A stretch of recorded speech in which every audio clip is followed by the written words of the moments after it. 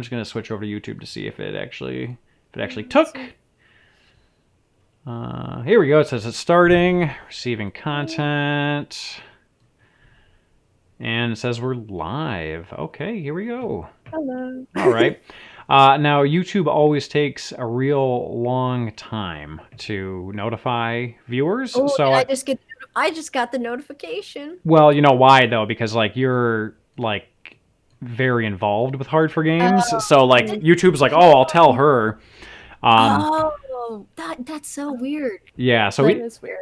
Is engaged. It like takes 500 years to send the notification. kind of, yeah. So like for example, we would often stream for like 2 hours and be like, oh, we're ready to wrap up, and then someone would come on and be like, I just got the notification, guys, let's go, and I'd be like, I'm like 4 drinks in, man. Like we're going, like we're. It's my bedtime. Yeah, it's my bedtime here. Yeah. Exactly. All right. In the audience here and the viewers, just keep us posted on the audio levels and let me know if there's anything that needs to be adjusted here. Oh, RetroAli's in the chat. That's cool. Oh, I'm still trying to find it. Yeah. Oh, I can.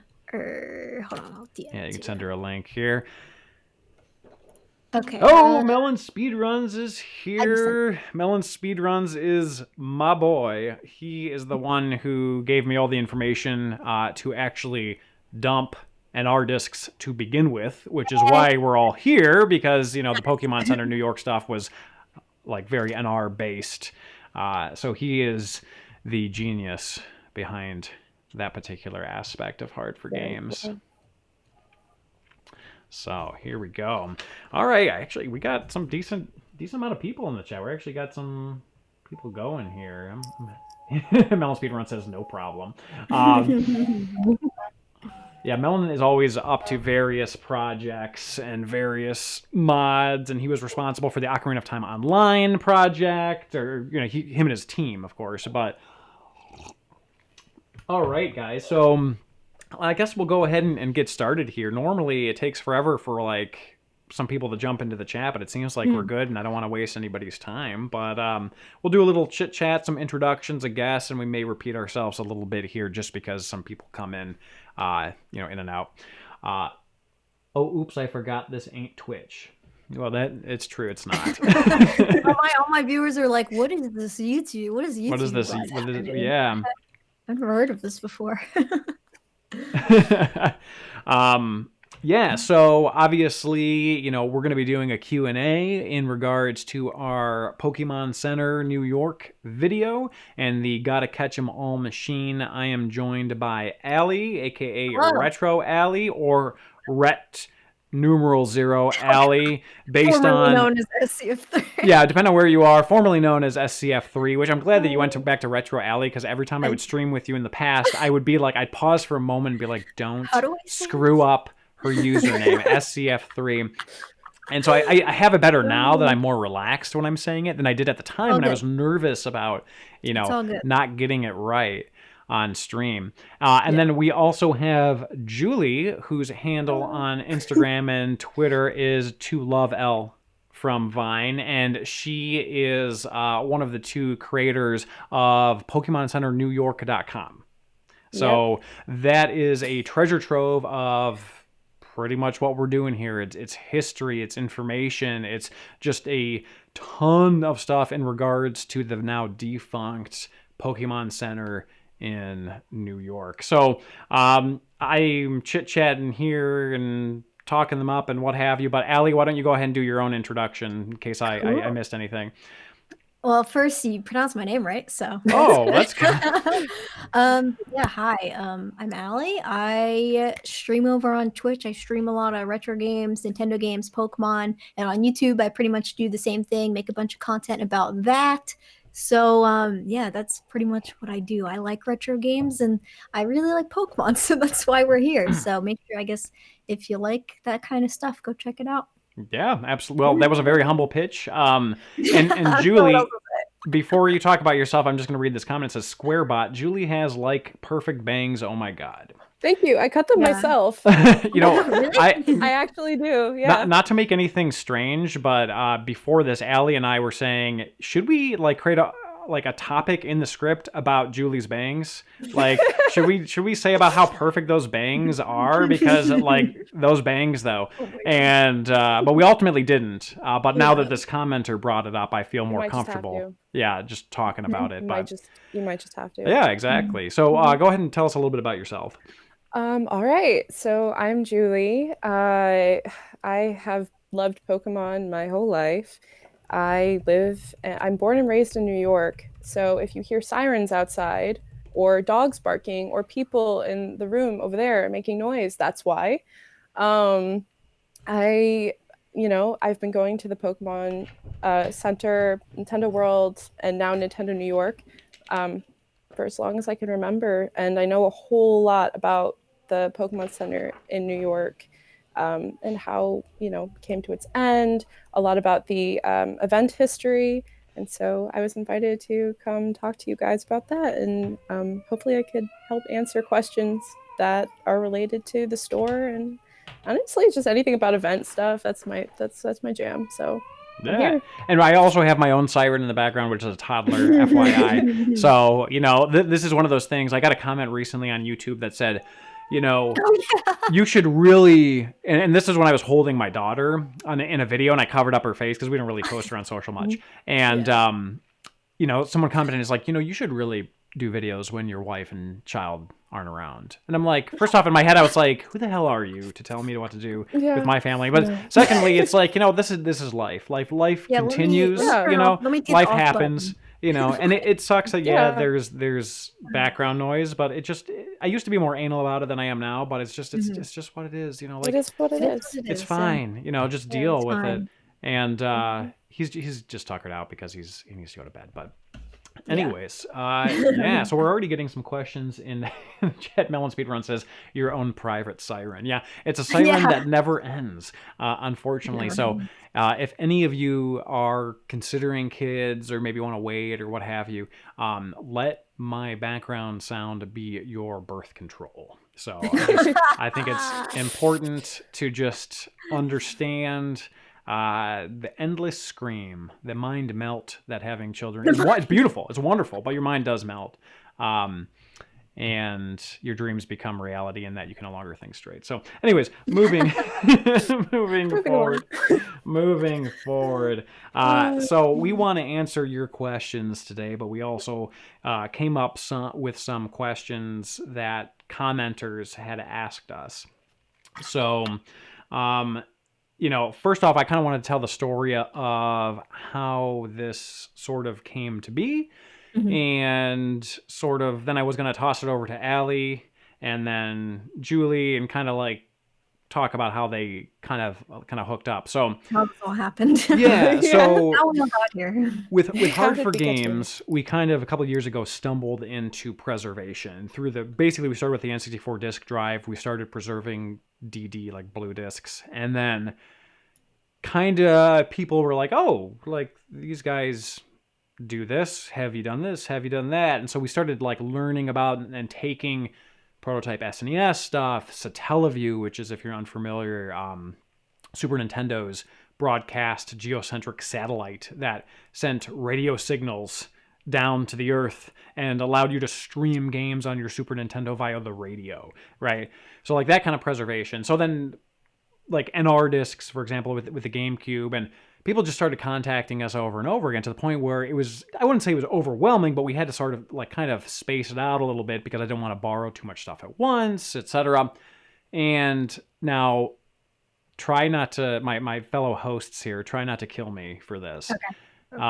You're not going to like what I'm about to say. So I got contacted by the owner of this, the equipment, and my initial thought was, we don't really do Pokemon stuff, but could be a good opportunity, but I don't really know much about Pokemon, and like I'm so overwhelmed now with stuff, but it seems like it could be interesting, but I also had no idea what it was, really. So I kind of was like, you know what, I want to do this, but I'm working on X, Y, and Z first. I got to get this other stuff back to their respective owners. we tried not to keep anything longer than like a month or so, or a month to 6 weeks. It was a month, now it's 6 weeks now that I have 2 kids. So basically, you know, the individual was like, okay, you know what, this stuff is in storage anyways. I need to dig it out. Like it'll, you know, be some time. So then finally they came back and they were like, oh, you know, I have it again. And I'm like, oh man, I have to get to this Pokemon stuff. And then I'm like, who could help me with this? Because I know like absolutely nothing about it. Then I'm like, oh yeah, Allie like breathes Pokemon for breakfast. Like this is like, she knows like everything there is to possibly know about Pokemon. And we'd also collaborated multiple times in the past, so I felt much more comfortable because I'm like, I don't know if I can do a good video. I could preserve this stuff, but I don't know if I could do a good video on it with the limited knowledge of Pokemon that I have. So I reached out to her and she's like, oh cool. Then she was like, oh. Then she's like, oh, you know, this is like a holy grail, right? and then I'm like, oh, you know, because I had played Gen 1. I had played a little bit with my wife, like with various other generations that she dabbled into, but not much. Like I always sort of kept my ear to the ground with Pokemon, but I was never really very avid with it. And so then I was like contacted the owner again. I'm like, yeah, so you're going to send all that stuff, right? Like everything we need. Like I was suddenly very much like, okay, we're going to need this, this, and this. I'm ready to go and blah, blah, blah, blah. Because Allie's like, get this in your hands now. like good on you. Yeah. Good on you, Allie. And then, so once I realized the gravity of what this was, because, you know, you can't know everything about every game or, you know, whatever. Of course. And then it kind of started coming together from that point. So Allie, do you want to kind of, because you were primarily reaching out to the community from that point, because without you, it would have just been me screwing around and preserving stuff, but nothing really more than that. Yeah. So I remember, actually, I was talking to one of the guys from Project Pokemon earlier today, because we were talking about how long like this has been. So I went back in our messages to look when you first told me about it. So this was the beginning of like November, like 3rd, I think it was. This is when you messaged me. I went back and looked. And basically, yeah, you sent me that message and I was like, huh, like that's interesting. And then I kind of came to the realization of what it was, because for anybody that's like unfamiliar, I feel like, you know, a lot of Pokemon like development beta-y sort of stuff doesn't really get out there into the wild because Game Freak and Nintendo are very, you know, strict. And stuff. Yeah, they're very. Yeah. So basically, when I kind of like came to the realization of what it was, I was like, oh snap! Like we got this is kind of huge. Like this is, at least to me personally, this is kind of second to Space World. If anybody's familiar with that, the Space World demo that that came out last year, was it? Because this sort of thing was not supposed to be in. You know, this sort of thing was supposed to be sent back to Japan or whatever, destroyed. So the fact that it's still even around is really huge.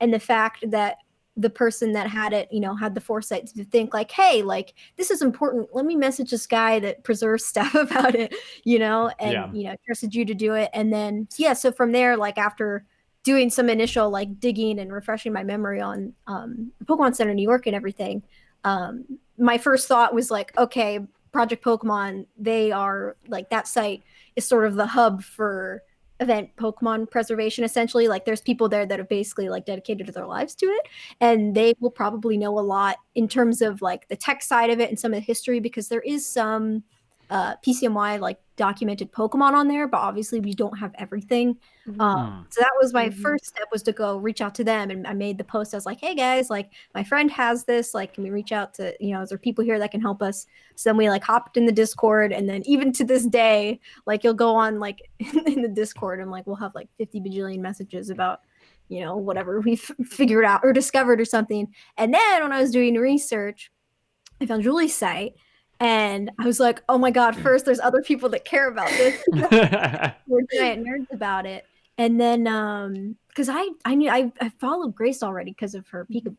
And then I found both of you guys. And I was like, hey, like we found this thing. You know, you guys obviously know a lot about the machine or whatever, and the events and the history of the store and everything. So I reached out to them, be like, hey, like you guys have insight on this. So I kind of brought together like the history side of it and then the techie people, and then we all came together and did this whole thing. So it's been, I mean, we still have to make the second video, but it's been a trip, but it's been awesome because again, this is something that's like, I mean, literally, yeah, like a holy grail essentially.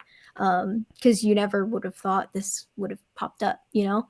So it's kind of crazy that it did, and I'm happy that it did. So yeah, I'm that's happy too. absolutely. Yeah. So I guess, Julie, you know, what were your initial impressions when you learned that this Yeah, I'm actually curious. had resurfaced? Oh my goodness. Okay, so I joined. Oh, I think I should start with the site a little bit. Yeah, Yeah, so the site was not originally made by me. So my partner in crime, Grace, who goes by Mew as Me 700, like on Twitter, Instagram, everywhere. yes. Grace is fabulous. Definitely go check her out. She started this website because she was curious about. She's a polka doll collector, Yes. like me. You can probably guess from No, behind me. no. And so she was very interested in the polka dolls, and she wanted to make a site where, you know, information about, you know, plushies and things could be found. But when she was looking, information about the Pokemon Center in New York was very scarce at the time. There were things, but they were very few and far between. Barely any photos, no videos. Basically just random things popping up on message boards about different things, like, oh, I had an experience there when I was a kid and I kind of remember this, or, you know, whatever. And so she thought it would be a good idea to make a website or something where people could just come and see information in one place instead of looking all over the internet for stuff that was like really hard to find. And she did the history side. She found documents. She found plans for the design of the store. Like, she really went all out. And when I found the site, I was like, oh my God, because I'm from New York. And I love the Nintendo store. It's been a staple of my childhood. I just love it there. And so she reached this point where I found her site, and this was like 2 years ago, and her site was still very, very new. And I realized on there, she mentioned that there was something called the Gotta Catch 'em All station. And I was like, whoa, that's cool. And I did some research myself, and I'd heard of it before, but again, very little information existed out there. And the things that did exist, there was no way to verify it because, you know, things were lost to time. And she actually, Grace does not play any of the Pokemon games. She is not a gamer. She collects merchandise, the plushies, that's her thing. But she does not play any of the games. I play the games. So at the time, I thought, you know, maybe I should reach out and see if she needs any help with this. And we got talking, and we got really, really close. We became really good friends very quickly because we clicked. And I started researching the Gotta Catch 'em All station. And I looked high and low. I looked under every rock. I looked everywhere you could think of. And I tried to make, at the time, this was 2 years back, the most accurate page on this machine that I possibly could, based on the very, you know, scarce information that we had. And it was literally like, I think 4 or 5 pictures that we had early on. And I really worked it. And then stuff started coming out bit by bit, not much, not a whole lot of information, just little things like on Project Pokemon, there was that save that was uploaded, and it was it had a couple of event Pokemon. People were, and everybody in, you know, the immediate area who knew what it was very excited to have it. But other than that save and testimonies and like the 4 pictures we had or whatever it was, there really was not anything. And there were so many mysteries as to, it was such a mystery as to how the machine worked and like how it, you know, gave Pokemon to people. I mean, we had the photos, so we could like put guesses together, but we had no idea how the machine worked on the inside. We didn't know what kind of sprites or models, or like we didn't even know if there was sprites or models. Like we didn't know anything. Yeah. We just, we just figured, all right, it must have been something with a monitor that you plug your game into, and somehow it sends from point A to point B. Yeah, that's what we knew. And then this happened. Yeah. and it, oh my goodness, I was shocked. I was like, I thought we were never gonna find it, because honestly, this machine is from 2001 to 2005. Like they're like, where would you find it? I was thinking, we didn't even know what the under parts of the machine were, so we didn't know if it was like something that was specifically like a machine built for the store. We didn't know, like we had no clue what it was. Because at least for Gen 2, it was in that like I don't know how to describe it, but you've seen the picture. You could look on the site for pictures. It's like, it was like this golden enclosure thing, and we were like, we don't know what that is. It could be like we could be like honestly, for a while I was like, is that like an N64 hidden underneath? Like I don't know what's going on. But when honestly, the first I heard from Allie and Grace around the same time, they were like within 2 days of each other, that this was found. I was amazed. I never thought we would see this thing, and I thought, well, maybe we'll find a picture of it someday. Like I had no idea. And so the fact that it's out there and we now know information about it, that's really freaking cool. Like and I'm very happy. It's great for the community. Quick couple of points. So backtracking a little bit, you had mentioned that there were limited photos. So we are doing a giveaway for the Celebi save file for Pokemon Crystal that has the shiny Celebi. Now this is my personal save file. I'm playing through Crystal right now because I kind of got into Pokemon a little bit from this. No, it is actually, it's really fun. But anyways, so it's a little bit into the game, but you can get the save file. Basically, you can win it, and then you can transfer it however, wherever you want. But what we're looking for are photos of the store. Or video. Yeah, or video, media. Anything you got. That Julie and Grace can utilize on their website. And there are...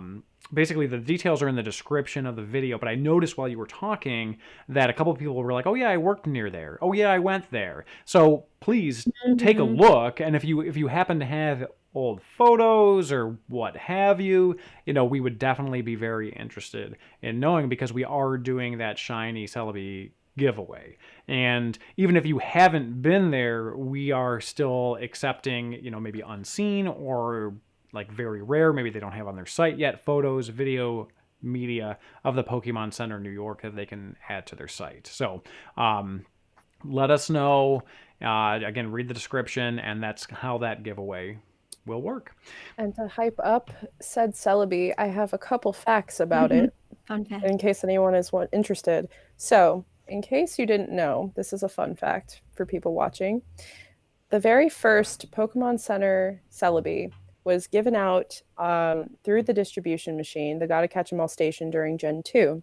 And this happened December 21st, 2001 until the 27th. So very short amount of time in the beginning, and you only had a 1% chance of getting a Celebi through this method. So this is a rare thing. Yeah, I mean, granted, we hacked the code to make it less rare, but it's still, Still very rare. We were talking earlier, and there was a comment that was like, hey, can you use the writer in the machine and get a shiny Celebi, but without hacking it? I just want the 1 in like 1,000 chance. I want you to put a cartridge in, wait for the 30-second animation, pull it out, and do that 1,000 times as if you don't have a family.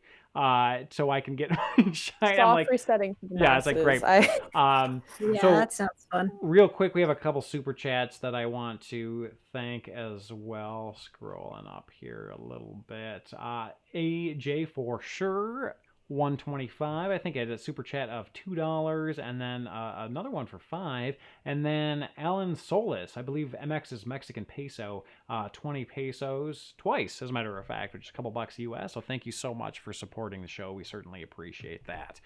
But yeah, so basically the Celebi giveaway, it is a very, very rare Pokemon. Again, it is my crystal file, but you can do things with it. You could transfer, you could do whatever you want with it. But we are in need of content for the pokemoncenternewyork.com. They want pictures, they want video, they want whatever they can sort of flesh out the store so the visitors can have a full experience of what it was actually like to be there at the time. So please go on a little scavenger hunt for us, and if your content is selected, you will get that save file, and we will help you through utilizing it if you need any help with that. And we will be forever grateful, because as it currently stands, we really don't have any video footage of the store at all. We have a commercial, which is on the site, and we have a short, like, minute, maybe it's a minute long video of the lights, and that is it. That is all we got. If you have anything else, if you find something, if it's in your mom's basement,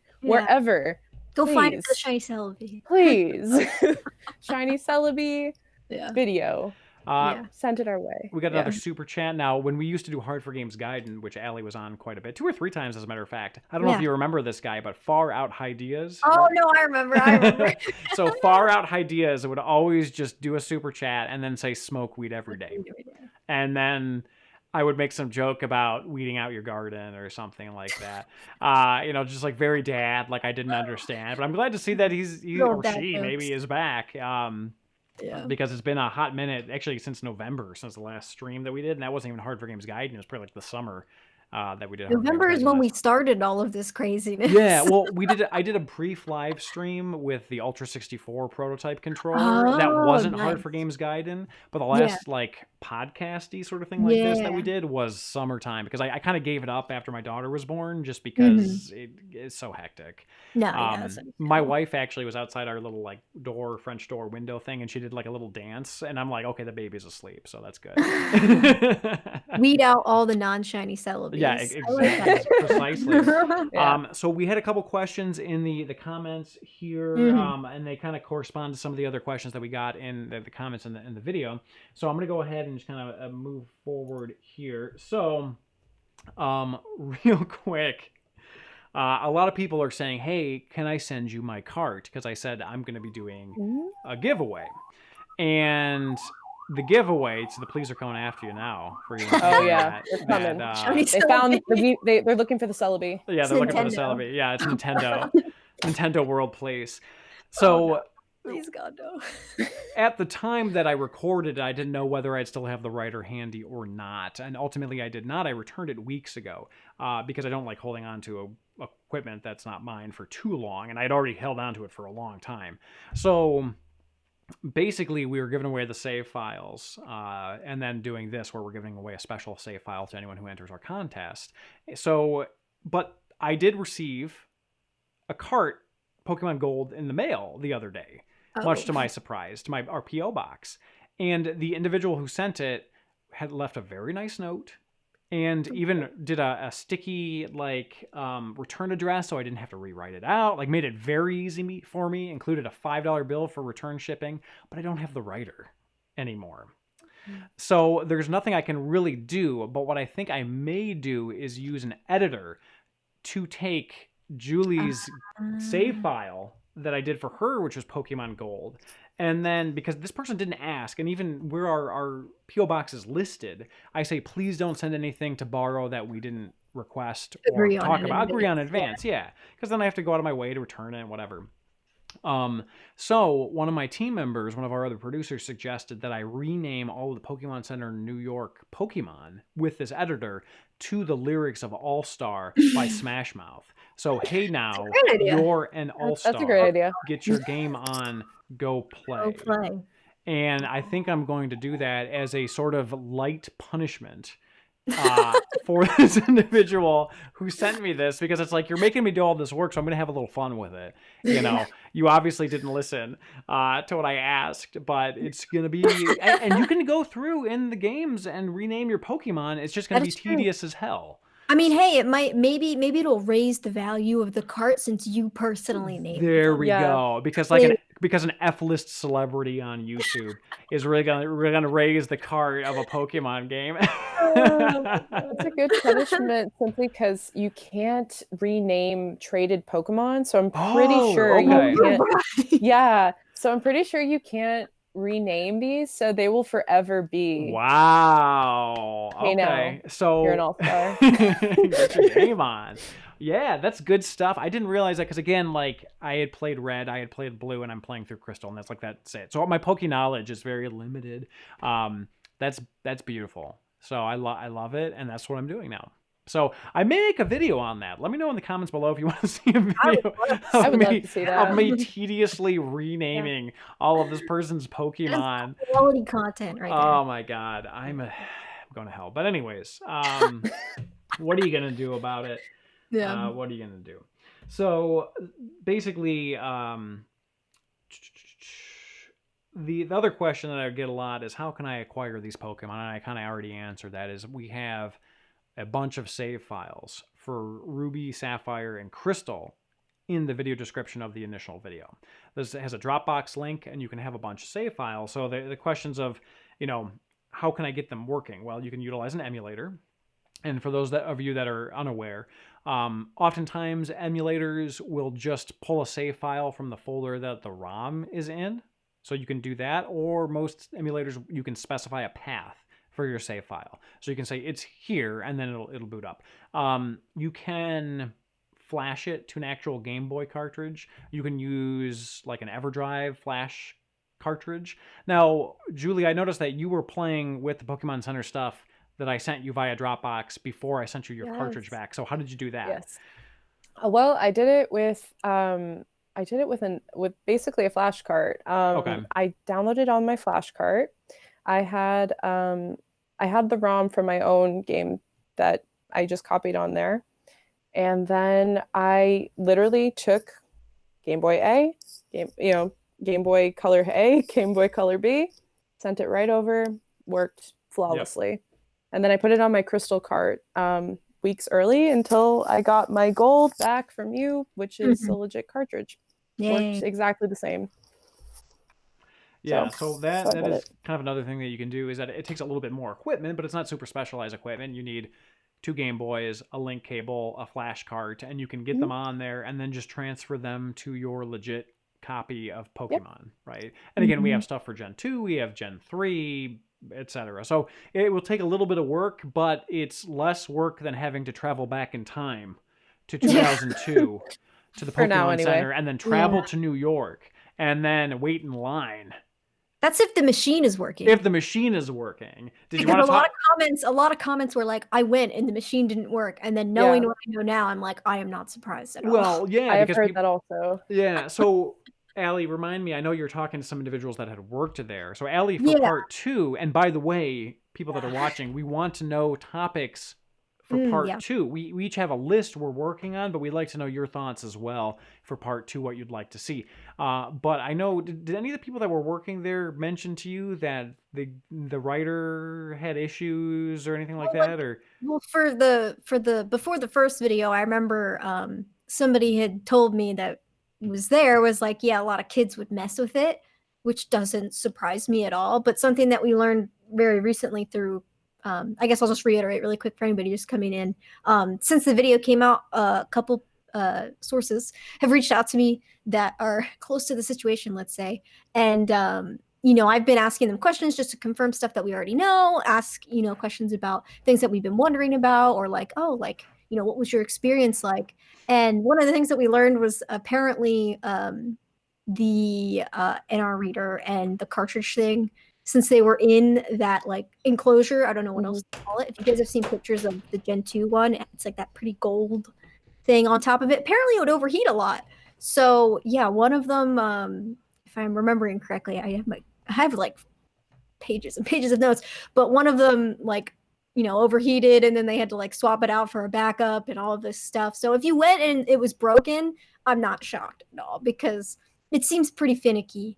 And yeah, even though there were 4 of them, it's and then the whole process of switching them out for Gen 2 to 3 is a whole nother thing. Yeah, that was a period of renovation. It took a while. Yeah. You also have to keep in mind that the writer is functionally a Game Boy Advance with some quirks that, at least to our knowledge, currently only works with an NR reader, which is that proprietary GameCube. Yeah, a lot of people asked about that. Yeah, if they could a lot of people were like, "Oh, can I do this on a retail cube?" And it's like, well, you need the NR reader, and you need the special thing. The GBA, literally, the GBA is for show. I don't know if we said that in the first video, but it is. It they literally just wanted to sell the Pokemon Center Game Boy Advances. They're like, "Oh, look, they're so pretty. Please buy them." Yeah, and so I guess. Basically you have to keep in mind that like, imagine like taking your Game Boy and just shoving a cartridge into it thousands of times a day and pulling it out. You know what I mean? So like you could kind of imagine like the contacts would probably wear out. You got kids that don't really care. They're yanking it out and that kind of stuff. So you're probably you probably have a situation where they would kind of fall apart. I don't want to say fall apart, because Nintendo's like hardware is pretty durable, but it's still being like very overused in like in a commercial setting, with people that don't care about the quality or upkeep of the particular hardware in question. So I mean, you could definitely see that could be a contributing factor to that. Plus, you're running GameCubes, and maybe there's an issue with one of them, or this or that or whatever. Like there's a lot kind of going on hardware wise that may have contributed to them kind of falling apart, unfortunately. And since they were sort of proprietary, and you could not use a regular Game Boy or Game Boy Advance to do the writing, like the employees, I would imagine, were kind of stuck where it's like they probably have X number of writers, and they're like it's like they look like the writer is something that you would install, screw in. It's not something that was like floating around or moving. Let me just like plop this out of there. I feel like it's probably so like it's not like they could just like swap in a GBA. You know what I mean? Like it was maintenance to probably move or replace one of those. Yeah, I feel like in general, something also from doing these interviews recently and all the stuff that we're probably going to hopefully cover in the second video, another big part of why the store basically, met its demise was because like one of the big running themes is like, we're talking about this tech breaking down, like literally not everything broke in the store, but like it deteriorated to a point where like they couldn't afford or didn't want to upkeep it. So like all like the animatronics, the Gotta Catch 'Em All machine, the Pokedex, all of that stuff, like that was a huge part of it too. Which is really interesting. A lot of what Ali is doing right now is talking to these primary sources, individuals that worked at the Pokemon Center, and it's very, I mean, it's kind of like obvious, but at the same time it's revealing depending on how you look at it. But they're kind of talking about a lot of the financial troubles that they ran into, and like why. You have to keep in mind like the location they were in New York. It was a $30,000 per month rent. Like just dude, it's insane. And that's like $42,000 in today's money adjusted for inflation during a time when the Pokemania was dying a bit. You know what I mean? So it's like, you could. They thought it was going to be like the Japanese Pokemon centers. Like that's how successful they thought it was going to be, and they dumped all this money into it with like, I mean, the freaking fog machine thing. Like that's so extra. Also, I mean, like, also keep in mind when the store opened, right? So the store opened November 16th, 2001. And in New York, so you could think what other things were going on around then in New York in 2001. It was a tough thing to do, but they pulled through, and the store lasted a pretty long time considering. Yeah. It's one of those things that it's like this gem of a little historical event, but unfortunately, like. And, Mew is Me 700 mentioned, I keep saying New York, but it's really Rockefeller Plaza in New York, which is like prime, area. So it's like, it's expensive as hell. I mean, very busy. Rockefeller Center Christmas tree even goes on today. Many people go and travel. And the place, even today, I was just there the other day. It is packed. Yeah. The store not always packed, but the area is full of people all the time, especially around that time of year, because that's like prime tourist season for New York, especially that area because of the big Christmas tree. Yeah. So definitely. So we have another super chat here. I don't know you guys is the username, which I love. $4.99. Thank you so much. Any of the software dumped, can it be emulated? So that was actually one of our other topics. So this is kind of a tricky one. In my notes, I have, will the discs be released? And so Hard for Games, as a policy, we don't release or leak stuff. Because normally when you see that online, it's like some anonymous person. And it's like, you see my face. You know what I mean? Like, it's like, yeah, I just don't get involved in that. So like what Hard for Games generally does is that we will back something up for the owner and give them the option to do so, which they previously did not have before because it wasn't backed up and they didn't have a digital file. So there has been some, well, Allie, we won't get into it now. I'll just say the owner was and is intending to release. There's a good chance it will be released at some point. But Hard for Games will not be the one to distribute it. See, the police are coming again for us by Nintendo, no! Yeah, Nintendo, they're please. coming. So, can it be emulated? Yes and no. So, if you remember that screen where it says, enter, the slot B card, then enter the green screen, then it's sort of like the BIOS screen, right? And where it says the dates and everything, where it fills in all of that information. So that can be emulated. We emulated it on a Wii, and I think we emulated it on a GameCube as well, like a regular one. The problem is that at least on a Wii, it will not recognize the memory cards. And then on the GameCube, because I want to say I emulated it. Nintendo's coming, man. Yeah, they're God talking about this emulation for us. Yeah, so it's nonstop. This is my life, guys. The problem is the writer will not work with a GameCube. It will not work with an emulator, and it will not work with a Wii. So the writer has something about it which the Project Pokemon is actually looking into now, because I'm not a huge hardware guy. What I was able to do for them is I was able to open it up, take photos of the board, and I was able to dump the BIOS, which the BIOS is just a regular Game Boy Advance BIOS. It did nothing to dump the BIOS other than just prove that point, essentially. It was sort of a step in the right direction, but it didn't really ultimately get us anywhere. So there's something about it. There's some sort of like hardware lock or software recognition where it's like, this is not NR, I'm not working. Because what will happen is, if you remember that little loading bar, it'll load all the way, and what it's supposed to do is it's supposed to load all the way and then say boot successful or boot succeeded or something like that. Yeah. That will not happen on anything other than an NR reader. So even if you have the software to utilize this, you can get nowhere without the slot B memory card, the slot A memory card, and the writer. Nintendo made this needlessly hard, likely on purpose, to be able to get these Pokemon. It's sort of a security system that they built in. So the writer right now, and I won't get into too many details, but Allie is familiar with what's going on, and Julie will tell you later. But basically, it may be in the process shortly of being truly dissected. So that's very exciting for everyone, because if we can figure out what makes this thing tick, which, by the way, when it boots, it makes a ticking sound. So that's actually accurate. Yep, very fitting. If we can figure out what makes this thing tick, then we may be able to actually emulate it in some sort of a meaningful way. But right now, there's no point in emulating it because it will do nothing for you. You can't even get into the demo mode where you can see the Pokemons. Like, it's nothing will occur, basically, which sucks. But that's kind of it. So, unfortunately, that was a long rant about an important one, though. Emulation. Yeah.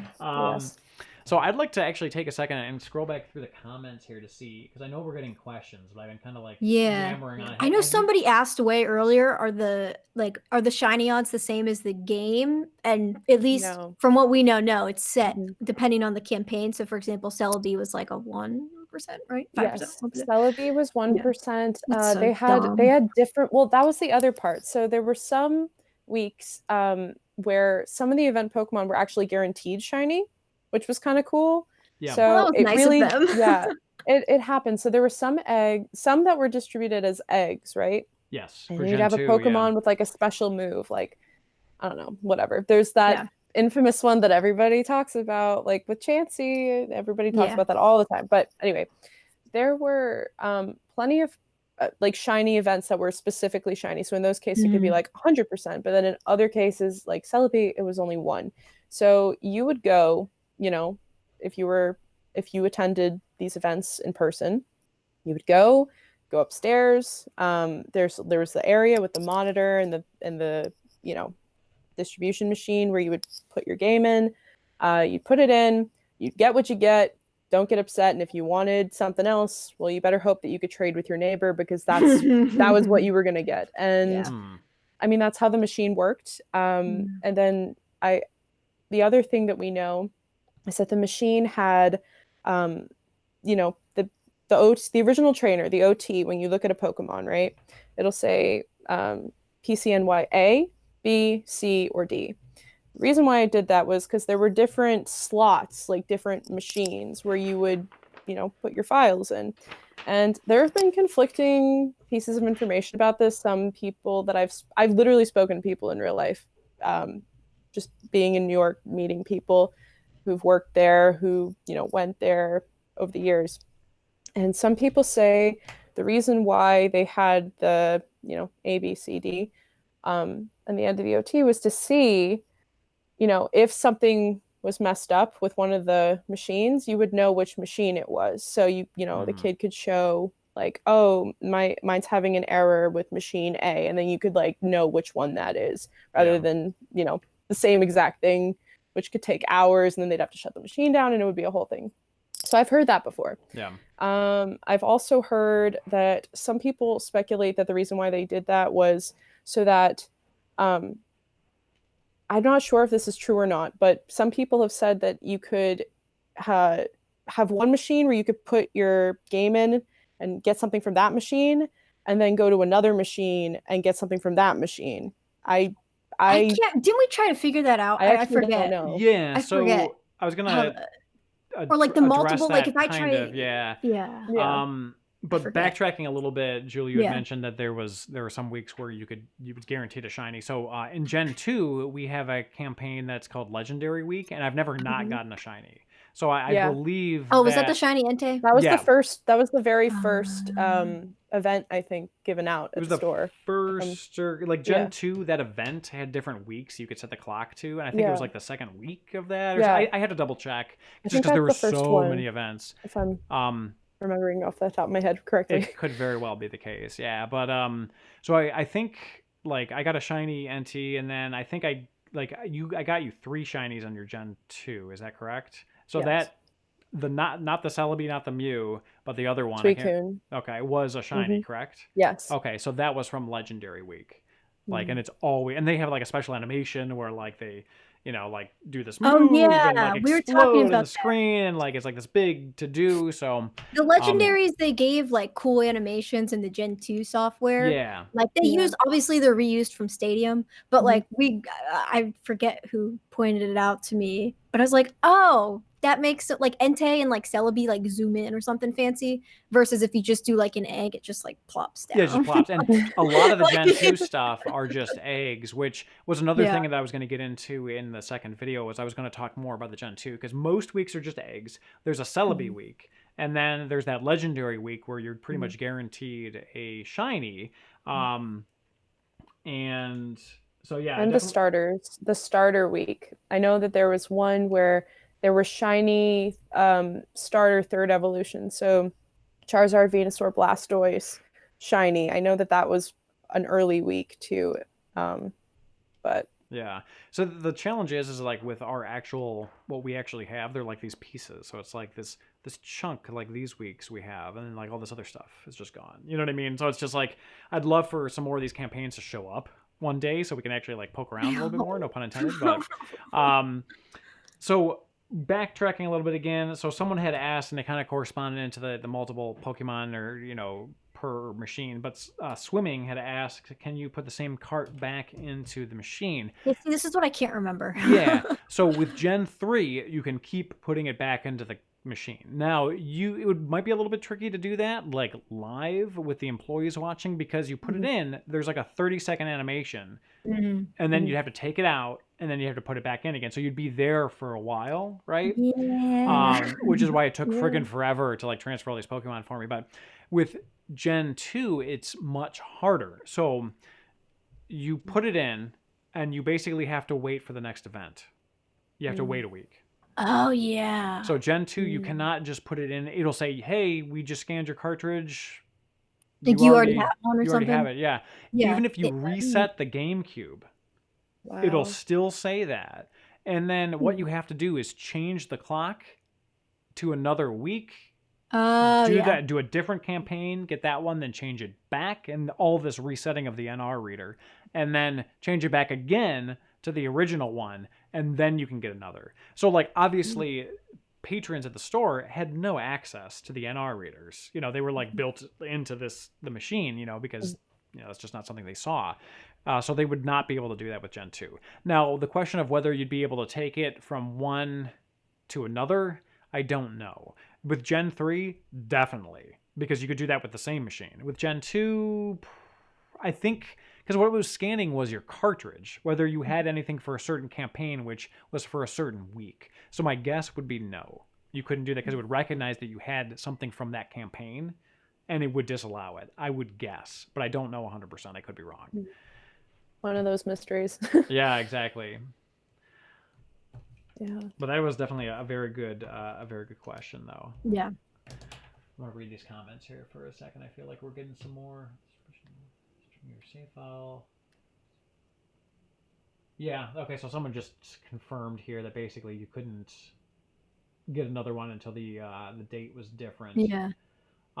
Any luck recovering the overwritten data from the Phantasy Star Online memory card? Oh, yes. Oh, no. So, you know, it's funny because sometimes with cartridges, and I first learned this because of Luigi Blood, the godfather of the Nintendo 64 disk drive, and Satellaview, that I had the Satellaview cartridge, and it was all in Japanese. And I think I remember you told me this before. Yeah, so basically what happened is I was poking around in it, and I know Satellaview, sometimes you get these rare games that, like, you know, no one's ever played, undumped, whatever. And it wasn't a game, but it was like a Chrono Trigger preview magazine that was undumped in the files. And also like some J-pop like advertisements. And I'm like, cool. And then I deleted it by accident. So I went to, like, years later, I felt so bad. Like, I never did a Satellaview video. I'm like, oh, like, I failed, you know, whatever. And this is before I was careful, and we really did a lot of preservation at Heart for Games. So I went to Luigi Blood. I told him about it. He's like, oh, yeah, like, what Satellaview does is if you delete it, it deletes it. But it just says it's deleted. It doesn't delete it until it overwrites it, right? So we went in and recovered everything. And the GameCube memory cards seem to be similar because Gridlin was able to recover these campaigns. No, right? homie. Yeah, yeah. So he was able to recover these campaigns for Gen 3, and 2 of them for Gen 3 and 1 for Gen 2. But none of that residual data existed at all, right, for that particular one. So you have to keep in mind that these Pokemon, like, save file logs are like 1 block. And the Phantasy Star Online was much larger, right? Was that the memory? Remember he said he sent a memory card that, like, may or may not have been one of the ones that was used, like it had like a smash save on. Was this one labeled? I can't remember. It's this one was there were a couple of duplicates, and there was the one that was used at the Pokemon Center, and that was overridden by an ex-girlfriend. And then there was one that he was like, I don't know if this is one of them. This just may be one of my personal ones, but I found it. I'm going to toss it in. And it was just one of his personal ones. I told him what was on the file, and he's like, oh, yeah, that was never at the store. Now that I remember it. Like, it was just like X, Y, and Z, Smash Bros, whatever, you know. Yeah, that's funny. So that did not end up being anything, unfortunately. So yeah, but definitely a good question. I wish there was something on that Phantasy Star Online. I can see why. Yeah, ex-girlfriend, I mean, it's just sometimes they're the one, and then sometimes they write over priceless data. You know what How I mean? embarrassing. Not good stuff. Not good stuff. So real quick, because it's been a little while since we mentioned, I wanted to talk about our Shiny Celebi giveaway that we are doing. Now, we are giving away a file for Pokemon Crystal, a save file, that has a Shiny Celebi that I haven't really used it at all, so it's at its original level, which I think is like level 6 or something like that. And you can have it, but you have to go on a scavenger hunt. What you have to do is give us, and details in the description below, footage, media, video, pictures, unseen, unused, not on Julie's website, pokemoncenternewyork.com, not on there yet. If you can find it and Julie can verify, yep, okay, we haven't seen that yet, we'll send you the save file. So it could be that you've been there personally and you took some photos, back in the day, and you may have an embarrassing haircut or, whatever. It's okay. Or it could be that you just happen to peruse the internet and you find something. Don't send us stuff that's already on their site, because I know some of you will. It's inevitable. Come on, guys. Come, pull it together. Pull it together. A lot of people commented on the video. They're like, "Oh, like I went to Pokemon Center back when I was a kid, and like I tried every single one of those comments I saw. I was like, oh, like if you have any photos, like feel free to share." Yeah, exactly. Me700 says we want stuff in your parents' closets and attic. So I mean, that's kind of it. Like old photo albums, old digital files, whatever on the old computer, find it and send it to us. And again, the details and rules are in the description. And I'm gonna say we'll give you guys a couple weeks to do so, and please let us know, and we will distribute that file. Now, we may have it available sometime in the future. I don't know. I'm not gonna promise anything though, because I want you to look. So look for those photos. We got to flesh out the Pokemon Center. Yeah, our website, for those who are just tuning in, me and Mew is me, who's in the chat. Name's Grace. She and I, we've been working on this website for 2 years now. It's basically an archive. All it is just we're trying to get information together, put it in one place where you can, read about the Pokemon Center in New York. We're thinking we might upload videos eventually to there or something. We're not sure yet, but that brings me to another point. I'm going to announce something kind of cool.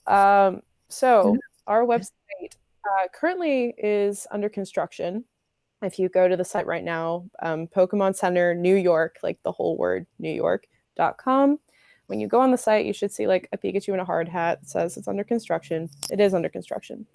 We are going to return in February, early February, with a whole new design for the site, and it's going to be much prettier. We're going to add new information. We're adding a whole new section for you guys to write your experiences about, attending the store. And so the reason why we've been searching for videos for all this time, and there really isn't anything. So you could find a video, photo we don't have already, something in your basement, in your closet, wherever it is, whatever it is. If you have it, please send it our way so we can, make this site as accurate and as, awesome as possible. We will credit you. You can blur your face out if you feel, that you want to do that. That is completely fine. We just, we're all very interested in this topic, clearly. So it would be really certainly dedicated enough time to it. You know what I mean? So it's like, just let us know. We can blur your face out. We could do like a big head mode too. Like a video game where it's just giant and large. Yeah. Oh no. I feel like my brain has been Pokemon Center New York for the past however many months. Yeah. Which is fun. Me700 says check those VHSs from the 2002 trip to New York City with Uncle Steve. You actually come to think of it, now I doubt there's any Pokemon Center stuff in this, but I have some unpreserved VHS tapes coming my way. I wonder if there's any Pokemon stuff on. I don't know, because the owner hasn't told me, but I'll find out soon. Once they get in, I'll let you guys know. Looking forward to it. Yeah, so again, part of why we're doing this is we're trying to just kind of do some brainstorming about what you guys want to see in part 2. And again, Ali is talking to all of these primary sources, individuals that actually worked at the center, getting tons of information. I think this video will kind of be a little bit swapped. I think it's actually going to be more Ali than me, to be honest with you, because she's doing so much research. Like, got like 9 pages. And then I'm going to be kind of detailing Gen 2, because Gen 3, there's so many campaigns and all the stuff that we, you know what I mean? I feel like Gen 2 is a little more interesting too. So I feel like it's more interesting also just because like I can't remember if we said this in the video or not, like what's been put out there and what we've just been talking about. But like obviously they cared way more about the Gen 2 like presentation, and that's when it was more popular. Yeah, they were losing money, I believe, by that point in time for once Gen 3 rolled around. So like they just kind of stopped. Well, one of the things was I can't remember if I don't think this was in the video. I think this is something I just found out. But the reason why Gen 3 looks more boring, in my opinion, why the reason it looks like a lot more low key compared to the Gen 2 one was because they wanted to make it similar to the Gen 3 like trades in game. So that's why it looks more like a trade. Somebody in the comments also mentioned, this is what I'm about to say, it's just like a theory, but somebody mentioned like, oh, maybe like, they didn't have all the models from like Coliseum or whatever. Which like makes sense because for Coliseum they reused stadium stuff and then made new ones of the Gen 3 ones, I assume.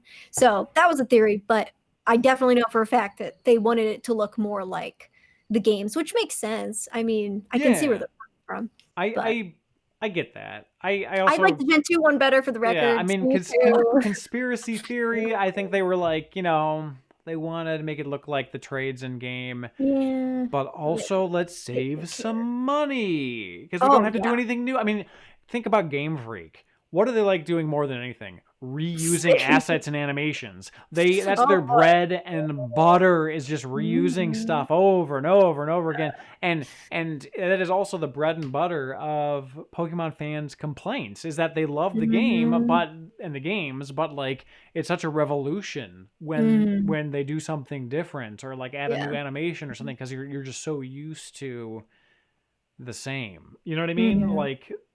And I think the more recent games kind of switch that up a little bit. You're getting into a 3D space, this and that. But I also think that, they're we'll say a cost-effective developer. Yeah, really. We'll say that. Controversially, yes. Yeah, I mean, especially from more of an outside perspective. Like, I would always watch reviews on what was the old GameTrailers.com and also IGN and YouTube for all of the Pokemon games as they came out. And I remember during the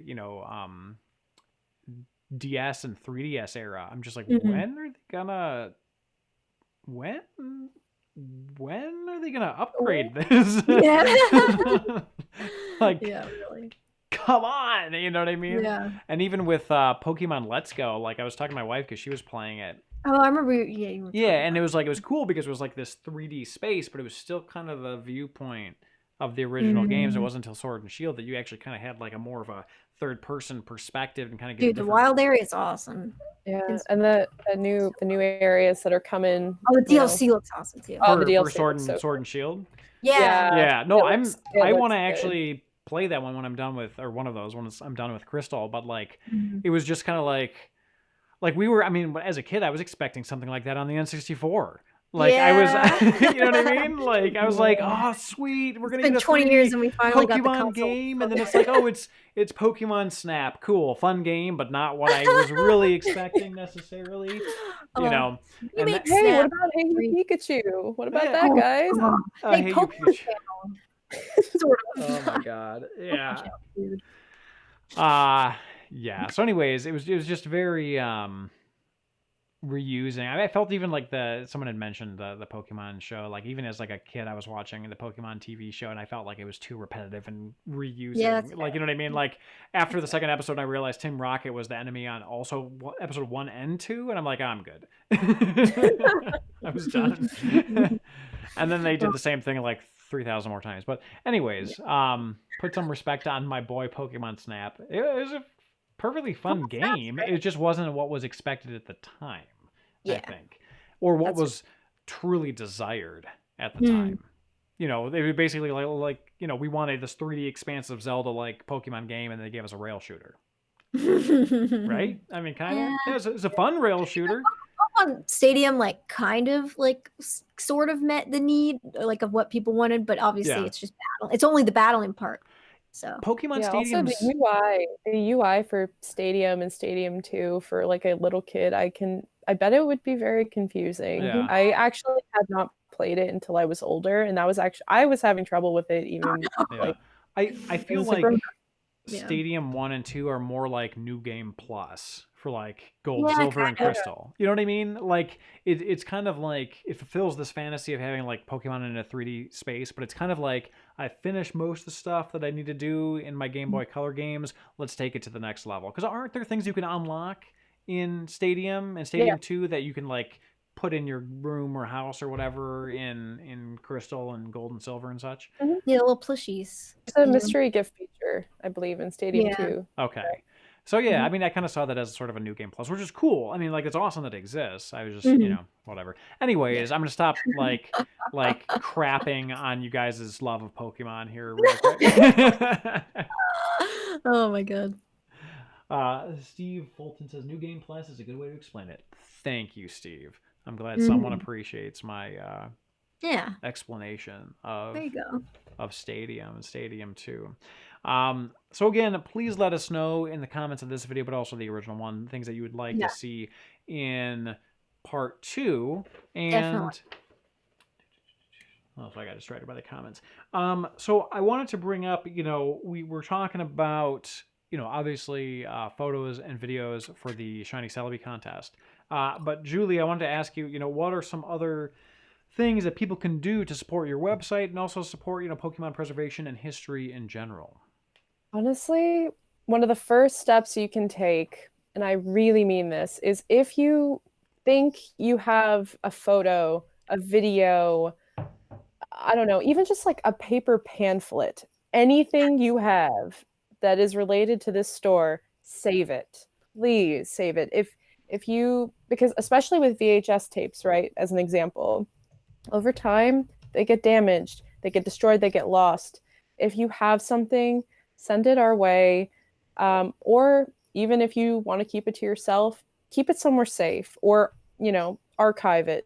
Anything you can do, because if it's gone, it's gone. Unfortunately, with things like this, where there really isn't a whole lot out there, we're really relying on, you know, crowdsourcing in terms of like the information we get, the data we get, the images, the video, even if you have audio. I don't know. That would be a really interesting one if you had like tape recording or something. But that, you know what? Just we'd be down for screaming that in the too. background, you know?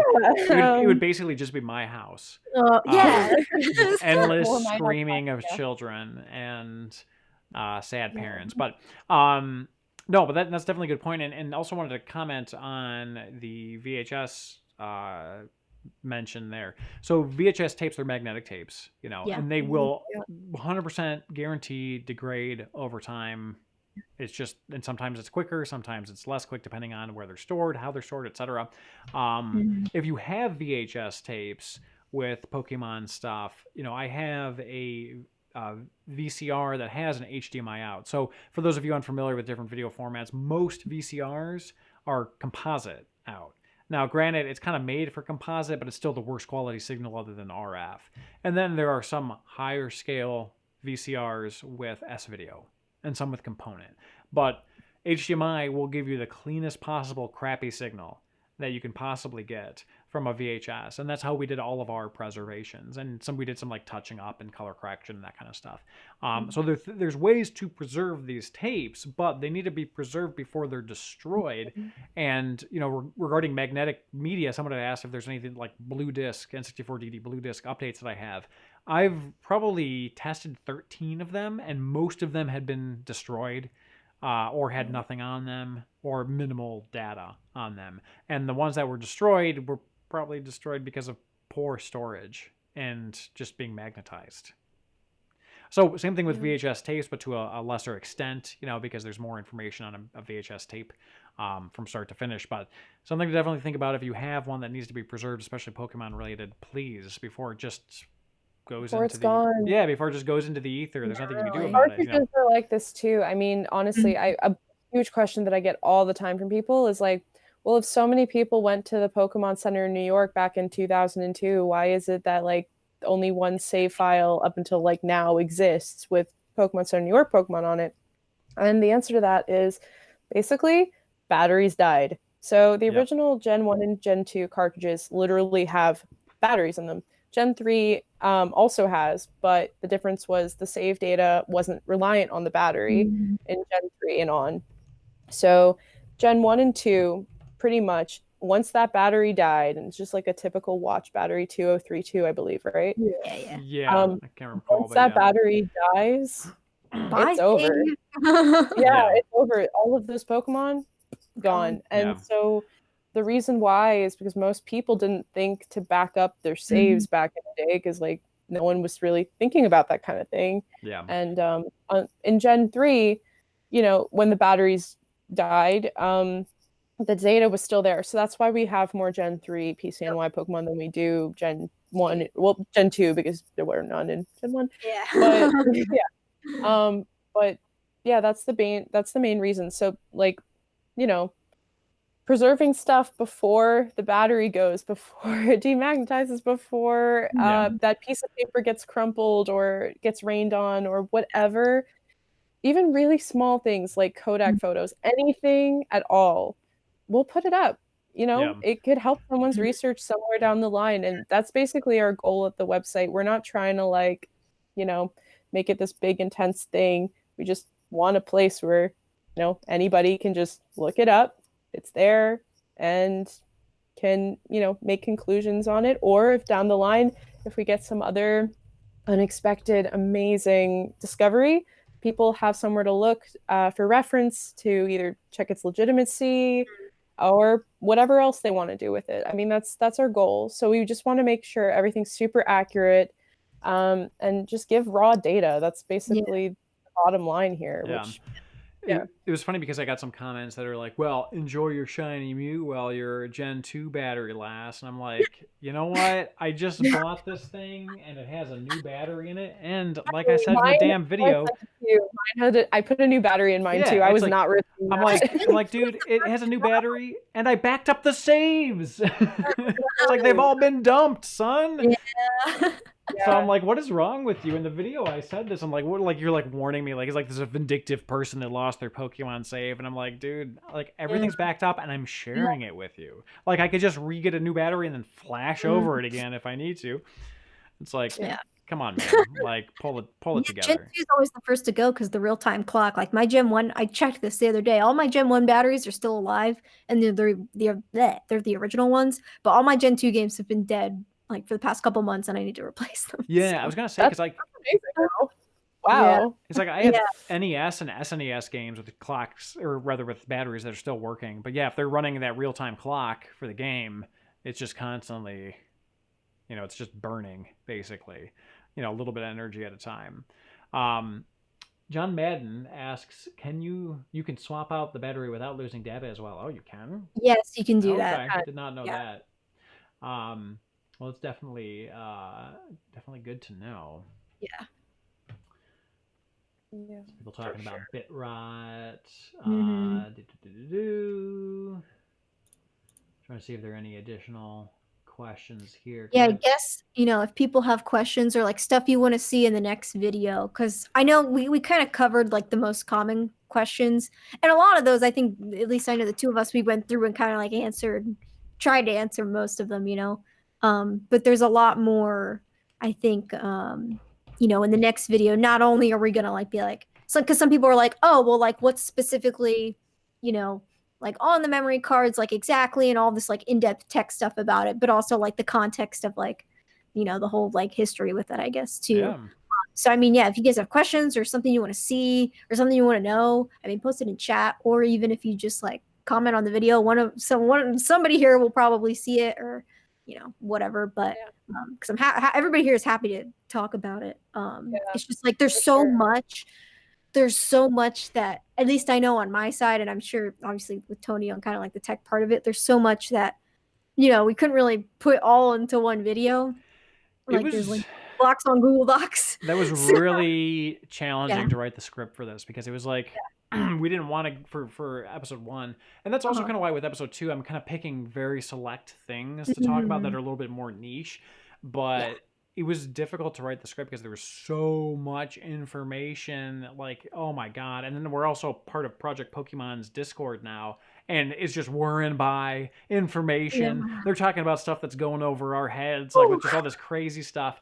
And you know, like it was just a lot. So like we had met a couple of times to write the script for this, and it was just like, where do we even start? What do we even say? So I was just kind of like backtracking to be like, I need to talk about NR. Like, Allie, should I talk about what NR even is? And she's like, yeah, you need some context. And I'm like, because we've been deep in this trench for like 3 months. So like when I talk, like if I bring up something like weird or obscure related to this, like you guys will probably get what I mean.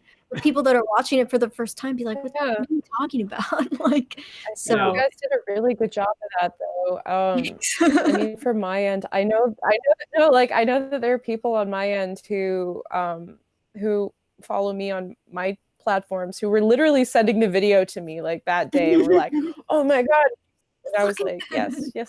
I saw. You know, it's so funny because there's been so many times that I've collaborated with people, and then people will send me the video, and they're like, "Have you seen this?" And you know, it was just kind of like, at first, it's kind of frustrating, you know, because you're kind of like, you know, watch the end. Yeah, but then like I kind of would ultimately use it as like a learning tool. Be like, yeah, actually, I was a part of that, as a matter of fact, and you should check this out too, and and then just trying to turn it into a conversation. But that used to happen to me a lot, and it was, at first I was very annoyed, but then it kind of was just became a fact of life, I think, with the videos, because you'd be surprised how many people they just bounce around. You know what I mean?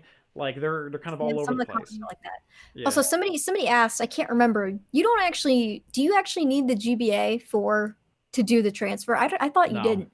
You don't need it. It's literally for show. So for the person that asked, do you need the GBA? No. It asks for it. Like it says, you know, like put the pad into slot, or not slot, but controller port 3, and it'll load, and it'll pop up with you know, Pokemon Center New York logo, but it is not required for the transfer at all. It'll still ask for it during the following stages as if it needs it. Just because it's like, hey, employee, like the Game Boy Advance isn't lit up, you know, but it's not required at all. It does nothing. So it's literally for show. That makes a lot of sense.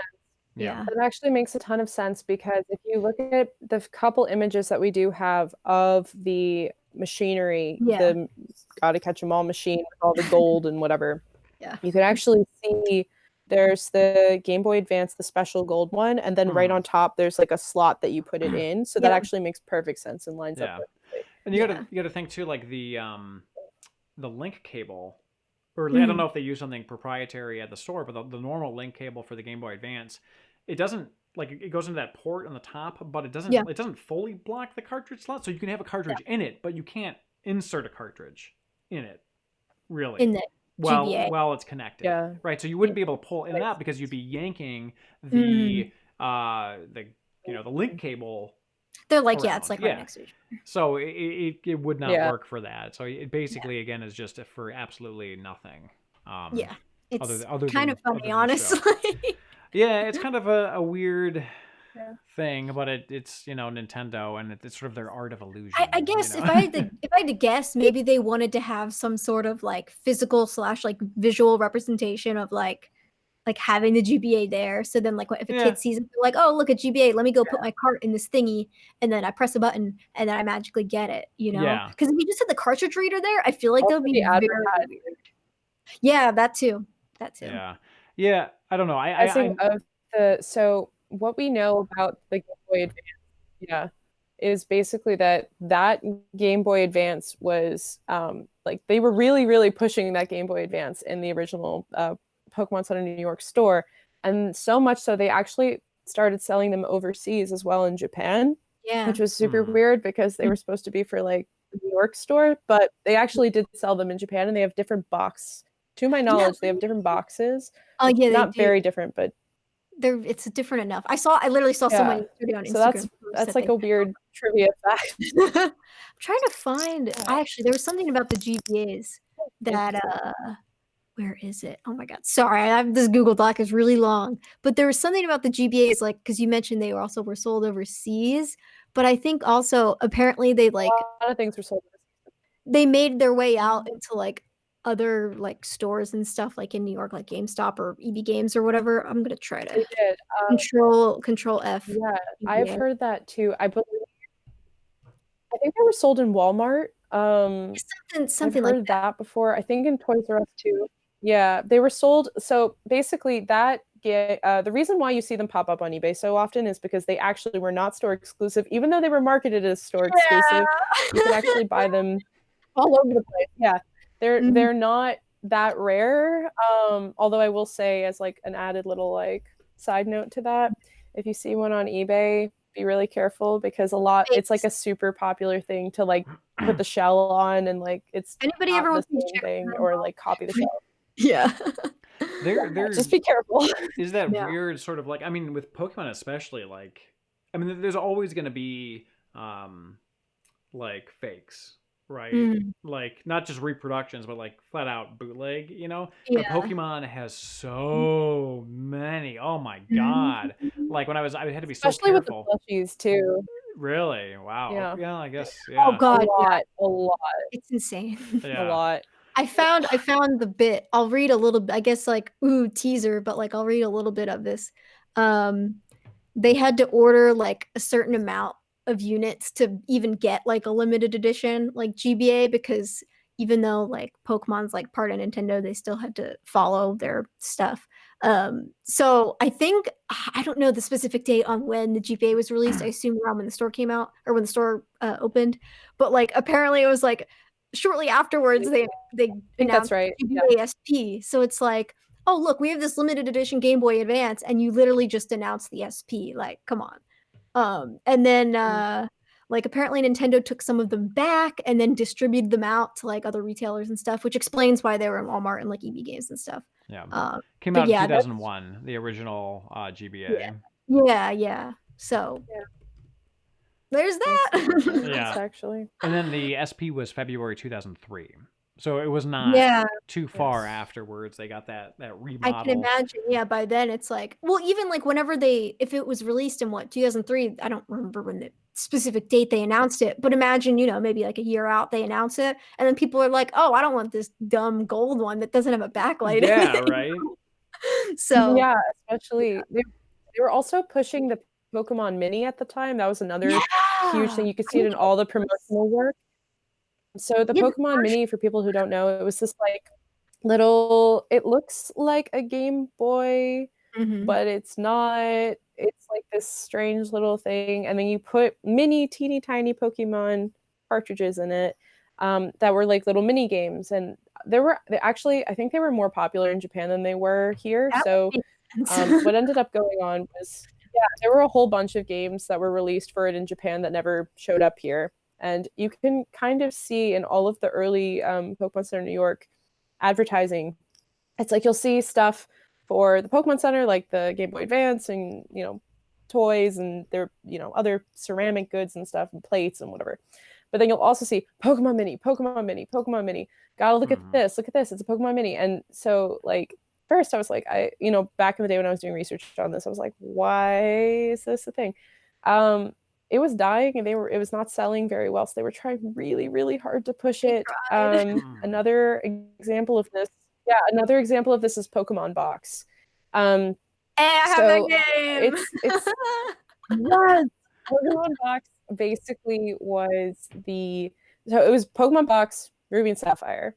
It was an extension game of the original, it was like the storage, additional storage for your Pokemon Ruby and Sapphire. Pretty much, that was the bottom line. Yeah, it was for the GameCube. So this was during Gen 3. And there were some Pokemon that were like they were exclusive to this game if you got it. Nothing like super special though. And so not many people bought it. And at the time, the only place, to my knowledge anyway, the only place you could get it in the US was Pokemon Center New York store, or the Pokemon Center website at the time. And not many people got it. And nowadays, this game is worth so much money, which is ridiculous. Only the US version, though, because the Japanese one was very common, and other international, like European versions are also very common. But the US version is so expensive. Like I was just at Comic-Con this past October, and I saw one there that was $500. Oh, it was total price. What the heck? I learned recently that there was like a big box release of that. There's somebody I follow on Instagram had a big box version of it. And I was like, I didn't even know they like did a big. I did not even know that. Apparently, I think it was bundled. I think it might have been bundled with like the link cable, which is why it was in like a different package. Oh, that might have been, or maybe with the memory card. Memory card fits like a memory card for the box. It was like it's like a blue and red stick. Yeah, the memory card fits inside the case, but I guess if it came with a link cable, it was anyway the big box or something. But it's that game's like I don't know how much it goes for. Last time I checked, it was around like 300. I don't know what it goes for now, if anybody knows. But Pokemon Box was bundled with the link cable. Like, yes. Someone said like 420. Very expensive. Too much money. Yeah, so it's around $420 complete nowadays. Wow. Yeah. Dang. I don't plan on getting rid of mine. So another person kind of verifies saying it was in Australia. It's like $500 Australian, which is probably I don't know what the conversion rate is, but it's it's still probably comparable. Good $100 US. Yeah, I think Pokemon Box too. Didn't they have at the Pokemon Center? They had a event Pokemon to promote Box. I forget off the top of my head. I would have to look it up. But they probably did. They would not. Well, because that was around that time. Yeah, off the top of my head. They had events to like promote all sorts of things, like holidays and promotions and all sorts of stuff. And me and Grace have even heard that they used to literally ask, people like actual like visitors to the store what their promotion should be. Like they would ask for ideas. So. You guys. Yeah, that makes sense. So because they want people to come in. In the comments, Swimming says Pokemon Box. Or no, actually, who said that? No, never mind. Sorry. Oh my gosh, I can't even pronounce this username. Says I've seen it for up to $800, but that may have been unopened. Oh, okay. If it was sealed. So like sealed. That makes sense.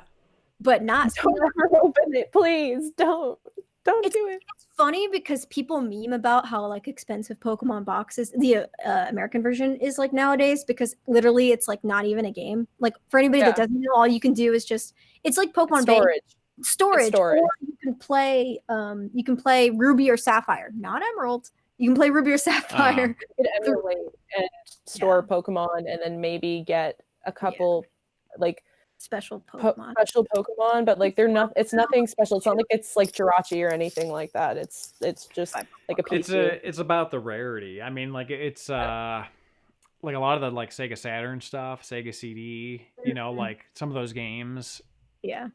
You'll get stuff that are like they're okay games, but they came out in limited quantity maybe towards the end of the system's life cycle. No one really bought them, and they're like $600 games. You know what I mean? Like there's like a baseball game for the Saturn that like was pretty rare and it was like $500, but it's just like a normal baseball game. There's nothing special about it. It's just baseball, and it's like hundreds of dollars. It's just something that a collector, it's like a completionist. I think some of the Pokemon Mini, I want to say some of the Japan exclusive ones are really expensive. Yeah, like Pokemon Breeder Mini with the Torchic. Oh man, have fun trying to get one of those. Like, so I've also, another thing is I really love Tamagotchi. That was like another part of my life. I love Tamagotchi. And like the Pokemon Breeder Mini game, the little cartridge for the Mini. I have a Mini somewhere in here. I'm moving, so it's somewhere. Yeah.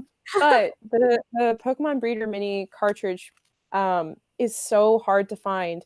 And it's basically a Tamagotchi game where you can raise a little Torchic, and it's like, I really wanted it for a while, but then, finding it is very difficult. And even if you do find it, they're also very expensive. So yeah. Oh man. It's a struggle collecting games. Yeah, really? Oh my god. Yeah, like I don't obviously collect Pokemon stuff, but I relate because some of the crap that we get either into the show or just some of the stuff like the equipment wise, oh my god. Video games are so expensive. Like I would be nervous if I were you, man. Like, Jesus. Oh, well, yeah, because people send all this stuff. Like, yeah, well, there's when someone sends something, I have policies in place for how we handle it, and we talk about it, and I sort of explain what the process is, and also all the stuff is like far away from my kids. Like, far away. Far away. And like that must be taken. Yeah, like far away from like my kids, any source of water, like anything that could like damage it, that kind of stuff. So yeah, I mean it is, but that's also why I try to only hold on to stuff for like a month or so, because I don't like even the opportunity of it lingering, longer than it really needs to be lingering. It's a dangerous game, for sure. Muse Me 700 says, Pokemon is stressful to collect. Hi, Grace. Yeah. Sounds like it.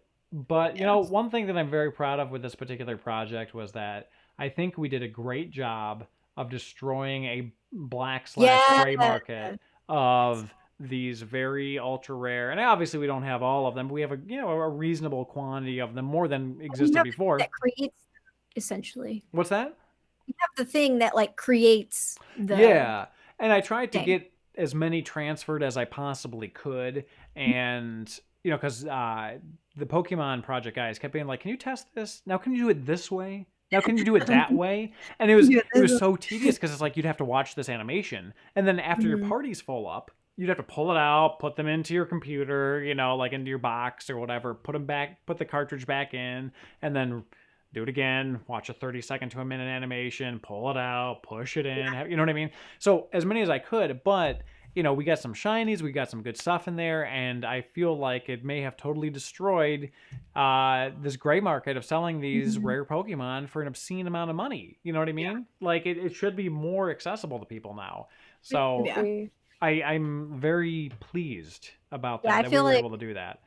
I feel like from working with I knew about I was a pretty casual had a pretty casual interest in all the event Pokemon and stuff like that, and I knew about everything that I was familiar with how people would hoard stuff and everything, but that opened my eyes with working with everybody Project Pokemon, how bad it can get. So I'm glad that with this whole project we've kind of taken the initiative to properly preserve and document and all of this stuff, and it's not going to be something that's hidden away forever, as a content creator, that's something that, and somebody that's into video game history and preservation, that's very important to me.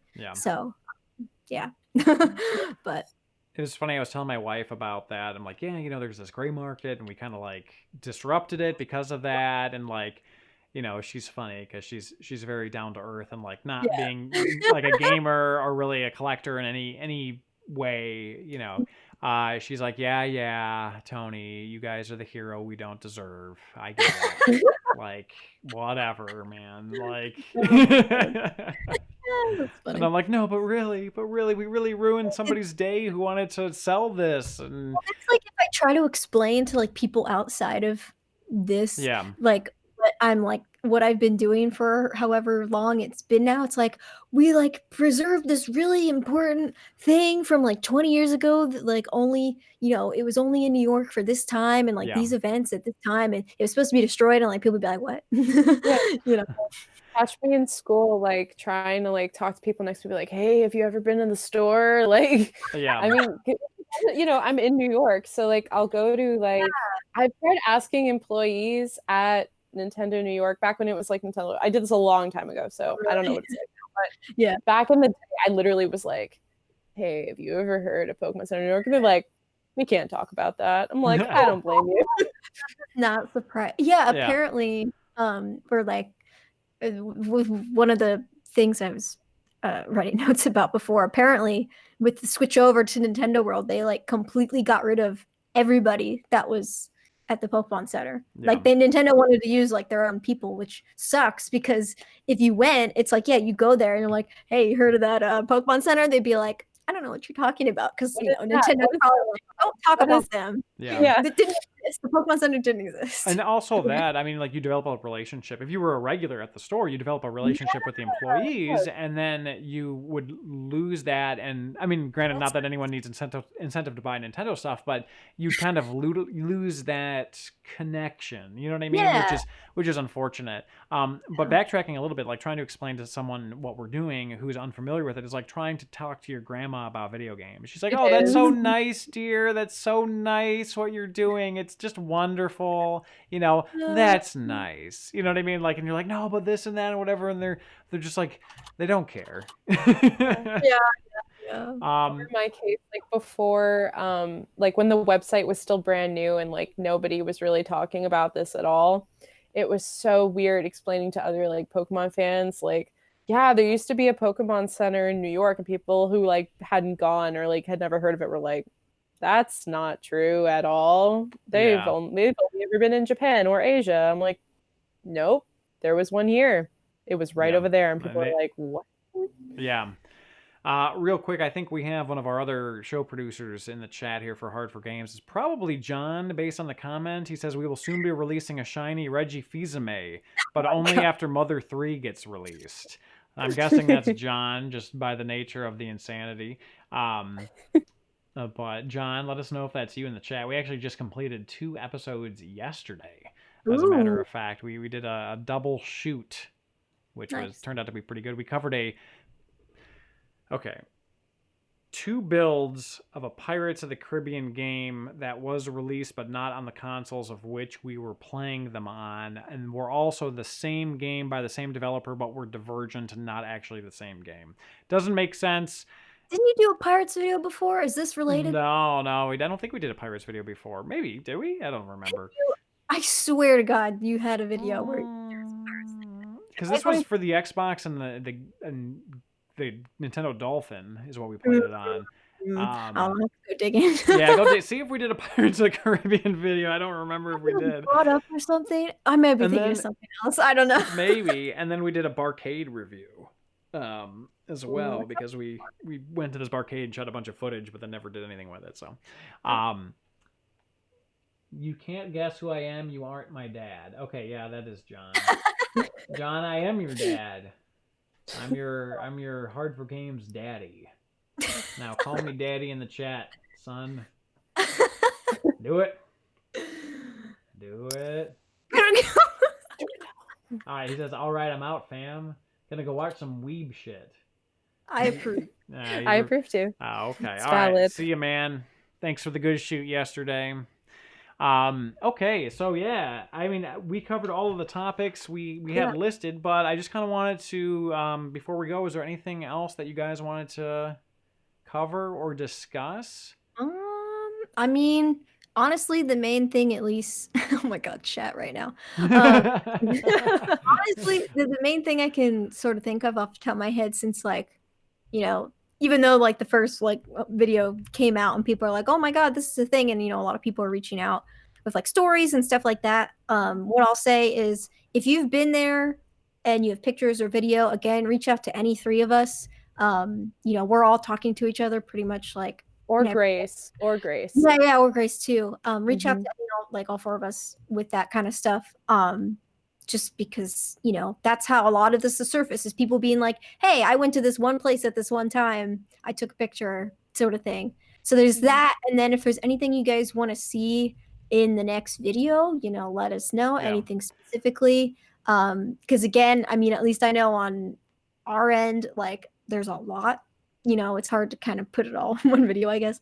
But you know, so let us know. And if there's any questions you have, I mean, I'd love to talk about all of this. We all do, obviously. So if you have questions, let us know. We'll answer it to the best of our ability, you know, barring, you know, I don't know, any, you know, stuff. But anyway, and yeah, just questions. What do you want to see? If you've been there, you know, reach out to any of us.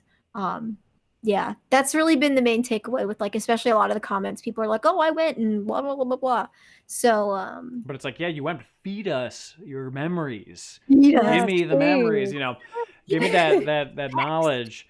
you know, Yeah. And again, Yeah. all of our like Instagram handles, you it's all know, in the Hard for description. Games, Allie's, Julie's, Grace's, it's all in the description below. So whoever you want to reach out to, obviously, please do. And then there are specific rules for the shiny Celebi giveaway. So please, you know, follow those specific rules. But as far as information goes, just in general, to contribute to their site, you know, please contact them. There's also their site email, which I'm assuming goes to both of you guys.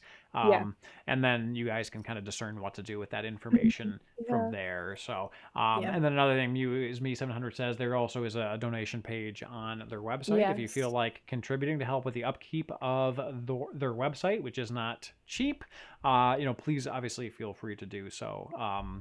The bottom line for my end is it's been so great working with you guys on this project. I mean, you two have done a serious service, and Project Pokemon have done a serious service to. They're the real wizards. Can I just you say? guys? Yeah, I mean, you guys really worked it. I mean, we all did. We all worked really hard on this video, but honestly, it's been really great working with you. And honestly, like, you know, I really appreciate it.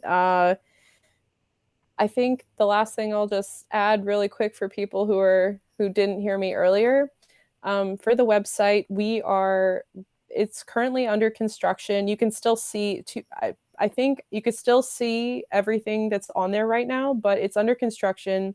We're relaunching in February, early February, with a whole new design.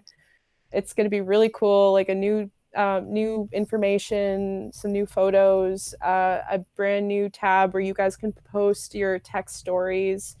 And so, yeah, if you like, come check us out. And if you have any questions or anything, feel free to contact us. We're nice. We're not gonna be mean, and we're not gonna judge you if your memory is spotty or whatever. Just, you know, reach out. We're here. Yeah. And we're listening.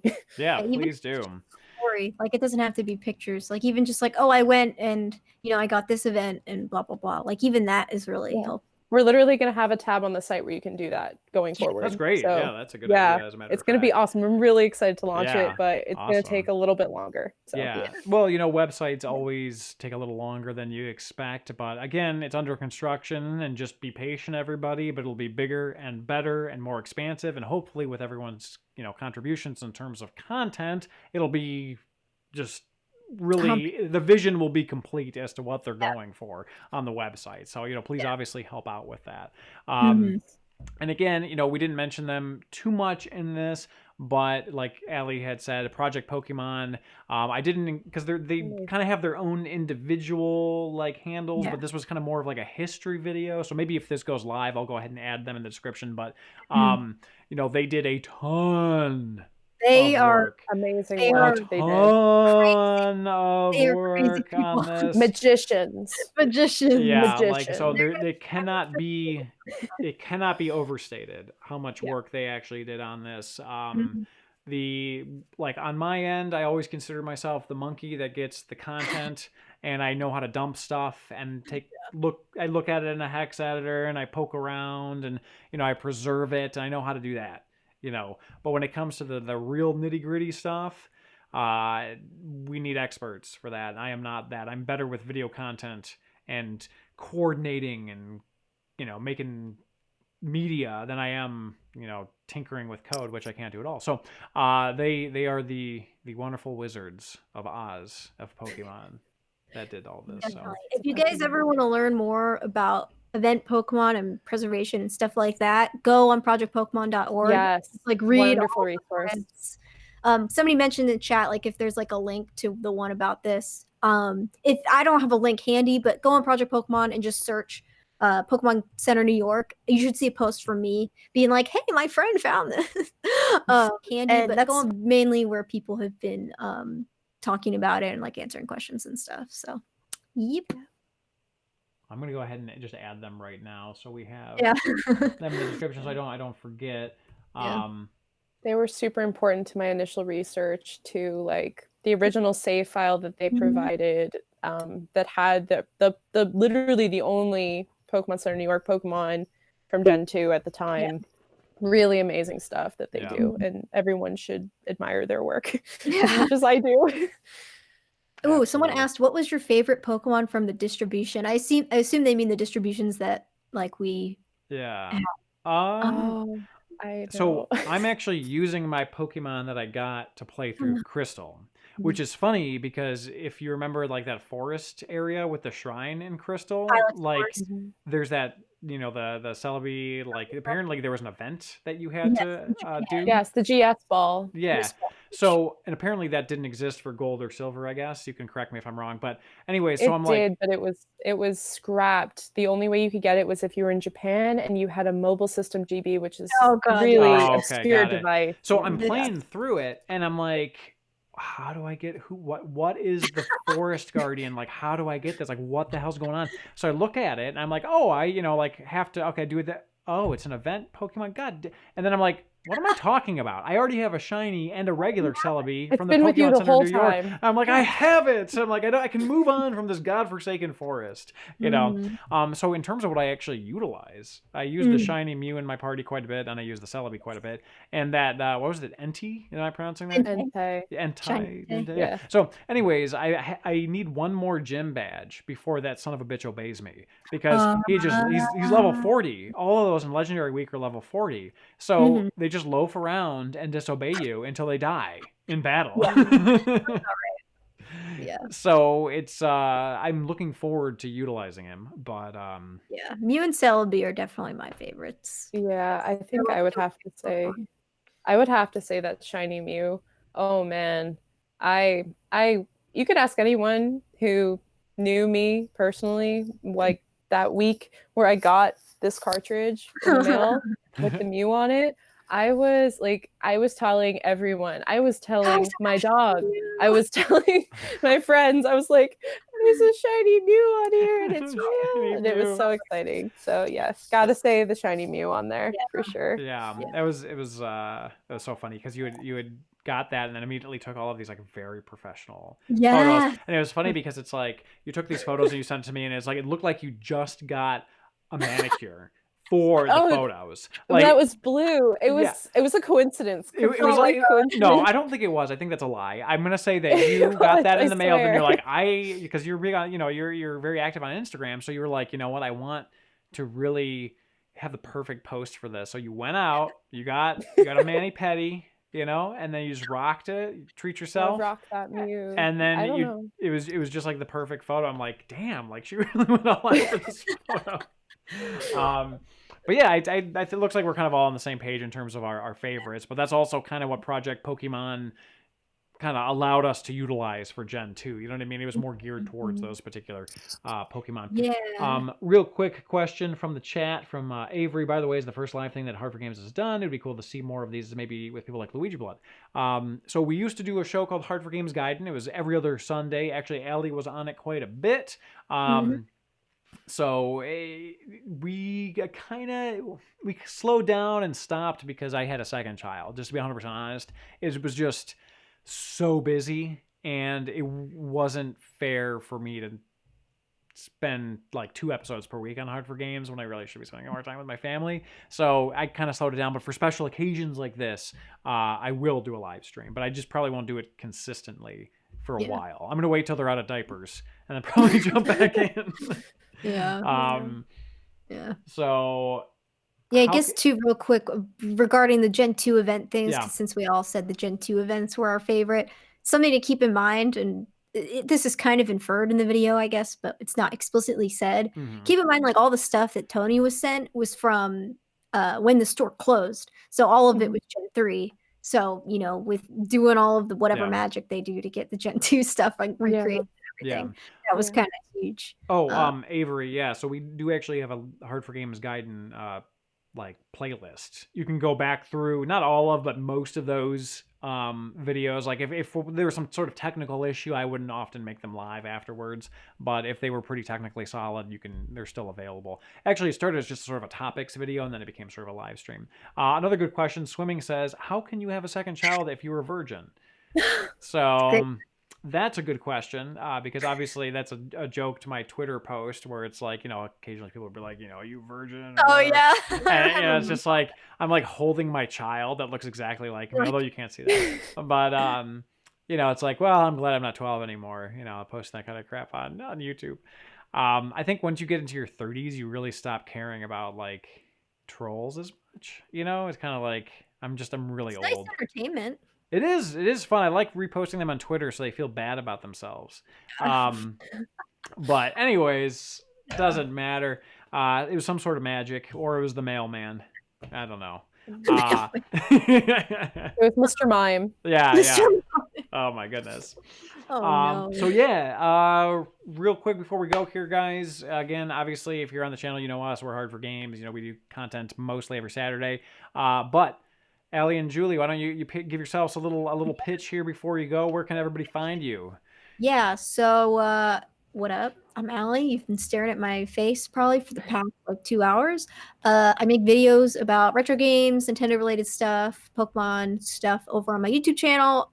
So I put 2 videos out a week, and then I also stream over on Twitch pretty much every day at 7 p.m. Eastern. Again, play a lot of Pokemon, Nintendo, retro games, that sort of thing.